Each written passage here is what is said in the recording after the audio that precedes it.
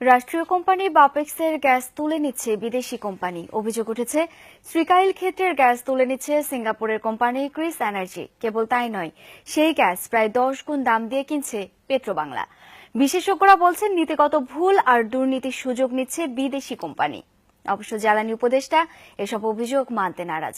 বলছেন সরকারের সাথে চুক্তি মেনে গ্যাস তুলছে ক্রিস এনার্জি। মাহফুজ মিশুর রিপোর্ট।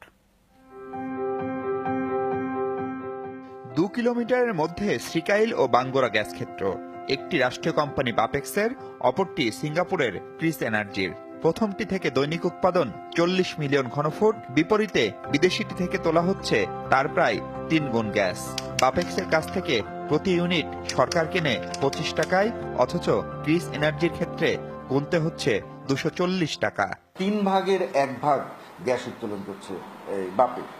একই গ্যাস ক্ষেত্র, একই স্তর, তাহলে আমরা কেন এই উৎপাদনটা আরো বাড়িয়ে নিচ্ছি না? একটা ফিল্ড দুই দিকে থাকে, তার তো দুজনের দাবির মধ্যে হয়ে গেল। তার অক্ষাংশের মধ্যে আছে, কিন্তু ফিল্ডটা তো এদিকে পর্যন্ত আছে। তুমি যখন গ্যাস তুলবা তখন তো গ্যাসটা তো দুই দিক থেকে আসতে পারে। সেই জন্য তখন একটা ইউনিটাইজেশনের প্রশ্ন আছে, এটা আলোচনা এসেছে। গলদ ছিল গোড়াতেই।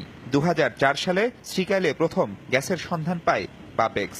নানা জটিলতায় তখন শুরু হয়নি উৎপাদন। অবশ্য সে বছরই তার পাশেই ব্রিটিশ কোম্পানি তাল্লো আবিষ্কার করে বাঙ্গুরা গ্যাস ক্ষেত্র। 8 বছর পর 2012 সালে শ্রীকাইলে নতুন গ্যাস ক্ষেত্র ঘোষণা করে সরকার। এই 8 বছর অবশ্য বাঙ্গুরা থেকে এককভাবে গ্যাস তুলেছে বিদেশি কোম্পানি। তাকে কি 8 বছর সময় এমনি দিয়ে দেওয়া হলো যাতে সে পুরো গ্যাসটা তুলে নিতে পারে? বাড়তি অ্যাডভান্টেজ দেওয়ার প্রবণতা, এটা কেন হয় আমি জানি না। এটা হতে পারে যে বিদেশি কোম্পানির সাথে কোনো মহলের কোনো কারণে সখ্যতা হতে পারে। সরকারের দাবি, উৎপাদন অংশীদারি চুক্তি মেনেই কাজ করছে ক্রিস এনার্জি, আর বিদেশি কোম্পানিকে বাদ দেওয়া সম্ভব নয় বলে মনে করেন জ্বালানি উপদেষ্টা। বাঙ্গুরা ফিল্ড তাদেরকে দেওয়া হয়েছিল এবং তারা এক্সপ্লোর করে বলল যে গ্যাস পেয়েছে, সেই গ্যাসটা পাইপলাইনে আসতেছে। বাপেক্স পরে গেল, যে ড্রিল করে পেল। এখন তার অর্থ আমি ওদেরকে বন্ধ করে দিব, বলবো তুমি 150 বন্ধ করে না। কেবল বাঙ্গুরা নয়, একই রকম সুবিধা নিয়ে দেশের 56 ভাগের মতো গ্যাস এখন উৎপাদন করছে বিদেশি কোম্পানিগুলো।